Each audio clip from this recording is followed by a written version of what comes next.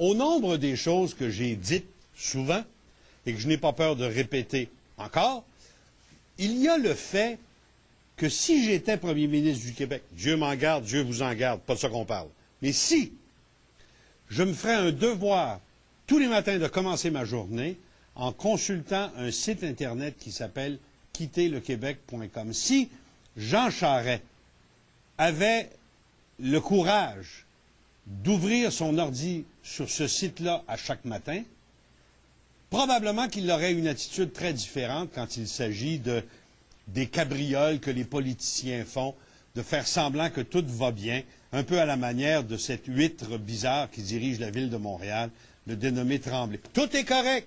La neige, tout est correct. Les rues, tout est correct. L'aqueduc, tout est correct. On travaille même sur un dossier selon lequel, à Montréal, les entreprises comme Purolator ne sont plus capables de livrer au centre-ville selon les délais prévus en raison du mauvais état de la chaussée et du déneigement. On est rendu là dans le tiers-monde. Tout est correct. Si Gérald Tremblay et Jean Charest, tous les matins, ouvraient le site quitterlequebec.com, la leçon serait terrible, et si vous commencez à faire pareil, j'ai l'impression que vous allez découvrir des choses. C'est la création de Jonathan Bouchard. Bonjour. Bonjour, M. Arthur. Ça vient d'où cette idée, ce geste d'ouvrir un site Internet consacré à ceux qui sacrent leur camp parce qu'ils n'en peuvent plus? Bien, c'est que à la base, si mettons on est un Québécois qui veut partir, je me vois mal aller demander au gouvernement du Québec vous m'aidez? Vous m'aider, avez-vous l'information? Donc, j'ai créé une espèce de site qui allait recueillir les témoignages de tous les Québécois, spécifiquement des Québécois. C'est des Québécois que je voulais, c'est important, parce que je voulais avoir le point de vue des yeux Québécois qui sont déménagés, puis qui peuvent nous dire, revenir et nous dire, regardez, ça c'est différent, puis si c'est vrai que l'herbe est plus verte chez le voisin, en fait. Si l'herbe est plus verte dans le pré du voisin, on va se fier à des Québécois qui ont déjà sacré le camp et qui vont nous dire « Hey, ça marche! » Vous dites que vous ne pourriez pas demander au gouvernement du Québec de l'aide, mais savez-vous que vous ne pourriez même pas le demander du gouvernement canadien? Parce que dans les offres d'emploi disponibles au Québec, on ne mettra à peu près jamais les belles offres d'emploi en Ontario, en Alberta, en Colombie-Britannique ou à Terre-Neuve. On ne les mettra pas. On va simplement mettre ce qui est disponible au Québec pour être sûr que la clôture n'a pas de faille. Oui, pourtant, c'est tellement rendu une grande communauté francophone en Alberta. J'ai des témoignages depuis 2005. Le site a été créé, en fait, j'ai enregistré le nom de domaine vraiment le 24 juin 2005. Je sais qu'il y a certains peut-être péquistes. Le 24 juin? Oh, oui, vous allez les rendre malades. 24 juin, puis celui que la compagnie à laquelle j'ai réservé le nom de domaine, vu qu'il est en congé, il l'a fait le 25, mais moi, mon courriel a été fait le 24 juin. Je l'ai enregistré le 24 juin. Quel genre de trafic vous avez là-dessus? Est-ce que c'est marginal? Est-ce que ça grouille? Présentement, j'ai une nouvelle version. Cet automne, vu que j'ai travaillé sur la nouvelle version, il a été un peu plus tranquille. Mais présentement, j'ai 528 témoignages, j'ai 2300 réponses, j'ai environ 40 000 pages par mois qui sont vues. Donc, environ de 2000 à... Ça, c'est des gens qui ont quitté le Québec, projettent de quitter le Québec, rêvent de quitter le Québec ou sont frustrés de ne pas quitter le Québec. Le thème, c'est quand est-ce qu'on s'en va? Le dernier va fermer la lumière. Exactement. C'est je veux partir, je suis parti, puis je suis revenu aussi. Parce qu'il y en a beaucoup qui sont revenus. Mais la plupart des témoignages, c'est des gens qui sont revenus, ils veulent tout repartir. Ça, c'est... Jonathan, les quelques fois où je suis allé sur votre site, j'ai toujours eu un sourire moisi. C'est-à-dire, c'est drôle de voir les gens se défendre, essayer d'échapper à une société qui les rend pas heureux. Mais en même temps, il y a comme une espèce de découverte terrifiante. C'est les meilleurs qui partent. Aujourd'hui, on nous annonce que le meilleur chirurgien neurologique en matière de cancer du cerveau et de la moelle épinière au Québec, qui travaille à l'hôpital de l'Enfant Jésus à Québec, vient de lever les feutres. Il s'en va. Il n'est plus capable d'endurer la médecine de cochonnerie qu'on lui impose de faire. Ça, c'est les meilleurs. C'est terrible parce que ça... Il me semble que le temps qu'on aurait le plus besoin, c'est maintenant. On n'a pas arrêté de nous dire, moi j'ai 32 ans, puis on n'a pas arrêté de me dire pendant toute ma jeunesse que plus je vais vieillir, plus ça va être dur, plus il va falloir que je supporte la génération des baby boomers qui sont là. Puis là, nos médecins, ils s'en vont, Puis c'est pas les seuls. J'ai des témoignages d'immigrés aussi qui sont arrivés, qui veulent pratiquer, mais que leurs diplômes ne sont pas reconnus. J'en ai un qui est égyptien, puis on lui a demandé de faire traduire. La traduction de son diplôme était plus ou moins bonne, etc. Donc, on a aussi un problème que les immigrants qui arrivent, on ne reconnaît pas leur diplôme. Donc, ça affecte... On leur fait la vie impossible. C'est ça. Ils chauffent des taxis avec des diplômes en médecine pendant qu'on manque de médecins. C'est ça. Dis donc, les raisons de partir, est-ce qu'elles sont diversifiées ou elles sont seulement économiques? La principale, c'est les impôts. Les gens ont vraiment pas l'impression de payer puis recevoir les services en retour. Ils parlent des routes, ils parlent des hôpitaux, ils parlent... C'est vraiment les impôts la première raison. Et il y en a une des raisons qui ressort de plus en plus, c'est l'espèce de société de plus en plus communiste qu'on a, et la société de plus en plus féministe qu'on a, contrôlée vraiment maternante, là. Ça, je l'ai vu quelques fois ressortir. Ça commence à sortir. Ça commence à ressortir. À quel âge on s'en va du Québec parce qu'on est écœuré?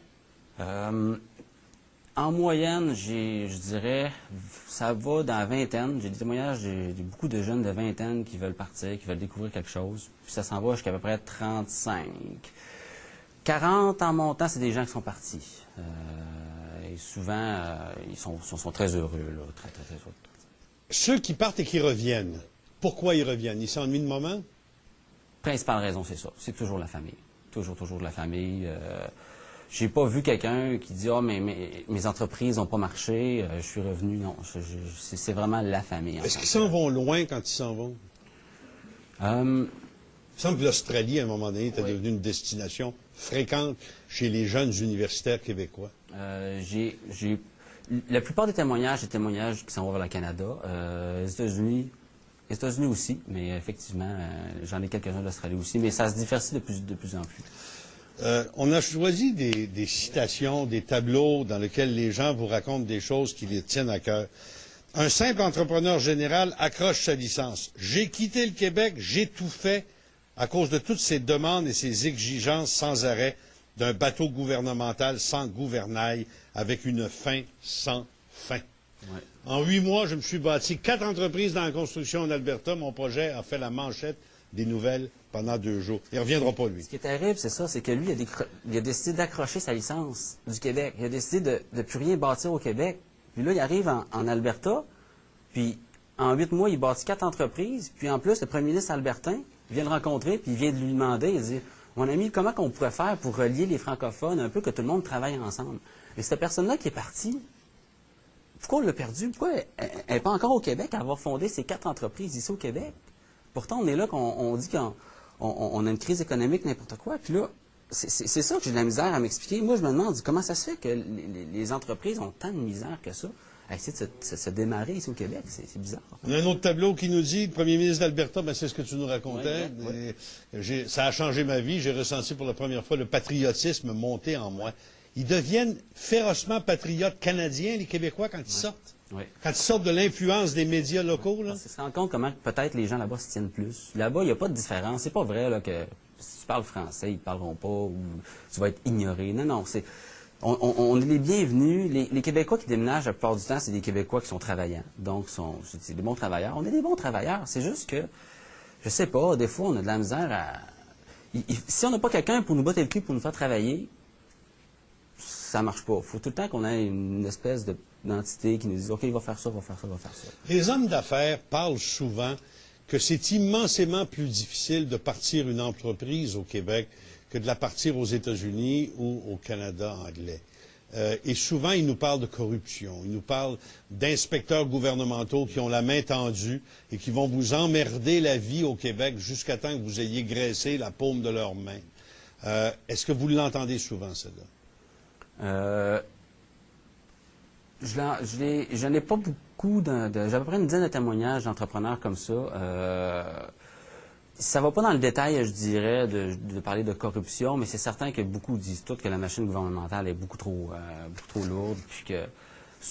il me semble avoir vu une fois qu'il y avait quelques témoignages que c'était les amis, genre quelqu'un qui disait que c'était juste les amis du gouvernement qui en profitaient, des choses comme ça. Une fois qu'ils sont partis et qu'ils sont heureux, ça va bien. Oui. Mais au moment où ils annoncent leur départ à leur entourage, là, ils se font vraiment maganer par la tribu. Racontez. C'est souvent des... On comprend pas, on dirait que les gens comprennent pas pourquoi que les autres partent. Je ne serais pas heureux ailleurs. Moi, je vois ça comme de la grosse jalousie, souvent. Parce que souvent, les gens qui veulent partir, probablement qu'ils parlent déjà anglais. Au Québec, apprendre.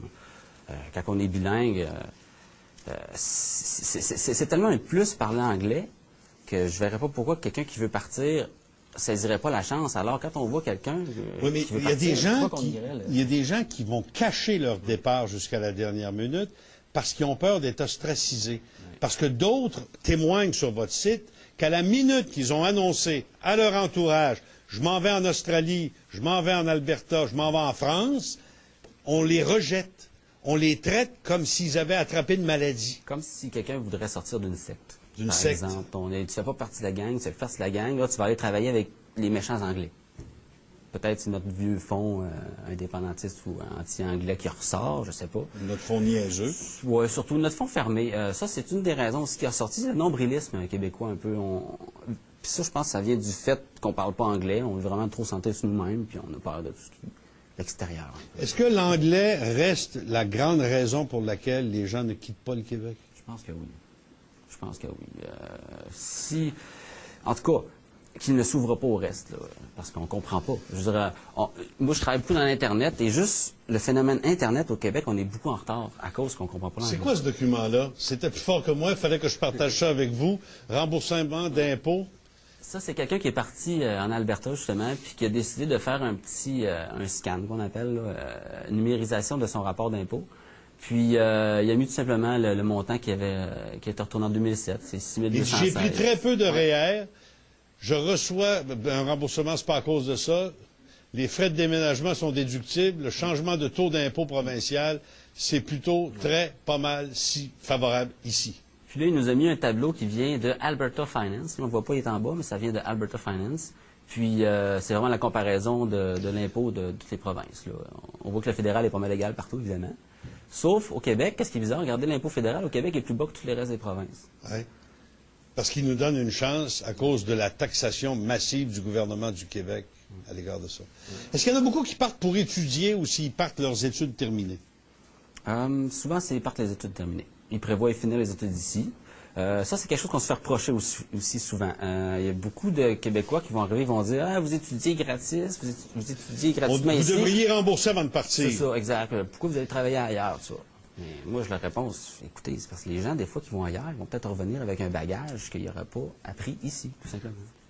En 3 ans, 2005 à 2009, 3-4 ans, 2 ans et demi, ouais. 2 ans, vous avez été le site de référence pour les gens qui veulent s'en aller. Est-ce que vous avez déjà été contacté par un homme politique, quelqu'un qui a un pouvoir de décision dans la société québécoise, pour vous demander pourquoi nos jeunes s'en vont? Jamais. Depuis 2005, il y a seulement des médias anglophones qui se sont intéressés à quitter le Québec. Même les médias francophones ici ne se sont pas intéressés à vous. Parce que vous encouragez la trahison de la cause. Peut-être. Mais... Parce que si vous êtes si vous êtes séparatiste, vous ne voulez pas aller en Alberta. Non. Si vous êtes anti-américain, vous ne voulez pas aller à New York. C'est sûr. Il y a quand même 36 Canadiens qui sont morts dans le World Trade Center. Mais... On y va aux États-Unis. Il y a des gens qui font des très belles carrières ailleurs. Nos voisins, c'est nos amis, sont à côté. Et c'est le silence dans les médias. Oui, moi, j'ai eu CTV, puis il y a eu le McLean, qu'on a vu l'article, justement. C'était les deux seuls. À part ça, je sais pas, peut-être qu'on considère le site comme, je sais pas, de la vieille nouvelle, ou je sais pas, mais il y a quand même des Québécois qui repartent encore, là. Donc, à partir d'aujourd'hui, vous allez avoir des messages haineux. Oh oui, je m'en attends. Oh oui, c'est certain. De gens qui ne sont pas partis Oui. et qui vont vous faire croire qu'il ne faut pas partir, que ceux qui partent, c'est des écœurants puis des traîtres. Il y en a même qui s'adressent directement à vous. Il y en a même qui disent quittez, puis si vous pouvez emmener André Arthur avec vous, ben, ça va être un bon débarras. Je veux dire, on nous met tous dans le même panier, avec l'histoire de choix dans le temps ici, tout. On met vraiment tout ça dans le même panier. Ça, c'est les gens de Montréal. Les gens de Montréal sont incapables de regarder quelque chose de différent de ce que leurs médias leur présentent. Ça les heurte parce que ça les rend insécures. Je pense aussi. J'ai 2 regrets dans ma vie à moi. Quand tu t'arrives à un certain âge, tu as le droit d'avoir des regrets. Le premier, c'est de ne pas avoir sacré mon camp quand j'avais 25 ans. Puis le deuxième, c'est de ne pas encore avoir réussi à mettre mes enfants à la porte du Québec. Vous,